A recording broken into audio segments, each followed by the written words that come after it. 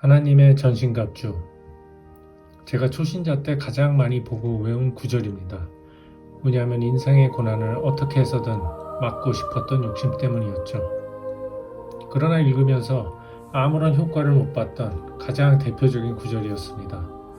아무리 외워도 마음에 평안함도 전혀 없었습니다. 어떻게 보면 전신갑주를 제 스스로 만들어내려고 했던 것 같습니다. 성령님이 주신 것을 그냥 입으면 되는 것을 말이죠. 그리고 이것을 읽으면 인생의 고난이 피해갈 것이라는 착각 또한 큰 이유였다고 봅니다. 영적 전쟁에 참여하게 된 하나님의 군사이자 하나님의 상속자라는 사실을 깨닫지 못했던 것이죠. 그리스도와 함께한 상속자니 우리가 그와 함께 영광을 받기 위하여 고난도 함께 받아야 할 것이니라. 즉 어떻게 해서든 고난을 피하려고 노력을 한 것 자체가 오히려 사탄이 밀가부르듯 다룰 수 있는 쉬운 상대가 된 것입니다. 그러나 구원에 대한 확신이 생기면서 이 구절을 다시 보니 예전과는 많이 다르게 보이더군요. 일단 에베소서에서 얘기하는 전신갑주를 나열해 봅니다. 첫째, 진리의 허리띠. 둘째, 의의 호심경. 셋째, 평안의 복음이 준비한 것의 신. 넷째, 믿음의 방패. 다섯 번째, 구원의 투구. 여섯 번째, 성령의 검. 그리고 마지막으로 항상 성령 안에서 기도. 첫 번째, 진리의 허리띠를 보겠습니다.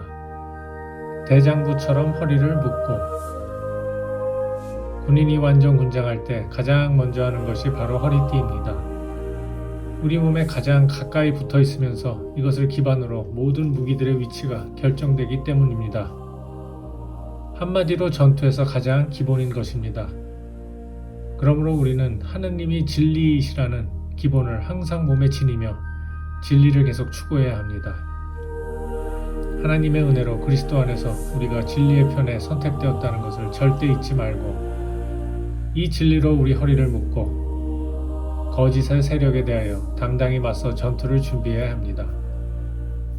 두 번째는 의의 호심경, breastplate of righteousness. 모든 전투와 마찬가지로 영적인 전투에서도 가장 보호해야 할 부분이 바로 우리의 심장입니다. 모든 지킬 만한 것 중에 더욱 내 마음을 지키라. 생명의 근원이 이에서 남이니라. 성령님이 우리를 부르시고 거듭나실 때 그분은 우리의 머리뿐만 아니라 우리의 깊은 가슴속까지 들어오신 것입니다. 그리고 우리의 마음의 성화를 주관하고 계십니다. 반면 악의 세력은 죄를 우리 마음에 침투시켜서 우리의 의롭게 되는 것을 계속 방해하는 것이 목적입니다. 또한 우리로 하여금 두려움을 느끼게 하려고 합니다. 성경에서 하나님과 예수님이 우리에게 가장 많이 하시는 말씀이 두려워하지 말라라는 것입니다. 그래서 바로 이 용기와 전신갑주에 대한 찰스 스펄전 말이 인상적입니다. 당신은 혹시 등 돌리고 도망갈 생각인지 당신의 등에는 막아줄 갑옷이 없다. 싸우기를 포기하는 것은 결국 패배하는 것이다. 세 번째는 평안의 복음이 준비한 것의 신. Shoes of readiness given by the gospel of peace. 우리가 항상 악의 세력과 싸우게 되면 제 생각에 가장 문제인 것이 바로 마음속의 악에 대한 증오에 사로잡힌다는 것입니다. 그러면 나도 모르는 사이에 결국 그들과 비슷하게 되어가고 있음을 나중에 깨닫게 됩니다. 즉 원래 이 싸움의 목적을 잃게 된다는 거죠. 그래서 이 평안의 복음을 전달하기 위해서 준비가 된 신을 묵상하게 되면 우리의 최종 목표, 즉 가야 할 방향에 대해서 다시 마음을 바로잡게 되고 우리를 사로잡는 분노를 떨치는 효과를 얻게 됩니다. 즉 눈앞의 혈과 육에 집중을 덜 하게 되고 영적인 싸움과 하나님의 영광인 복음으로 중심을 다시 잡을 수 있는 것 같습니다. 네 번째는 믿음의 방패, Shield of Faith. 모든 것 위에 믿음의 방패라고 했습니다. 여기에서 의미하는 방패는 손에 들고 다니는 작은 방패가 아니라 몸을 거의 가릴 수 있는 큰 방패입니다. ESV에서는 In all circumstances, 즉 모든 상황에서, 그리고 킹 제임스에서는 above all 이라고 합니다.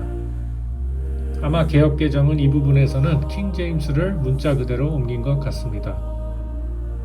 그리고 above all은 모든 것 위에 라기보다는 그 어떤 것보다도 우선적으로 중요하다는 의미를 갖습니다. 즉 아무리 좋은 갑옷을 입고 있어도 방패가 없으면 적의 불화살에 노출될 수밖에 없겠죠.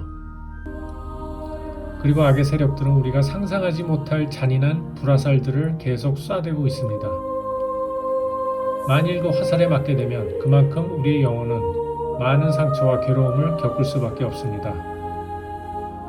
그러므로 그 공격에 흔들리지 말고 믿음의 방패로 그것을 막아내는 것은 너무나도 중요하다고 봅니다.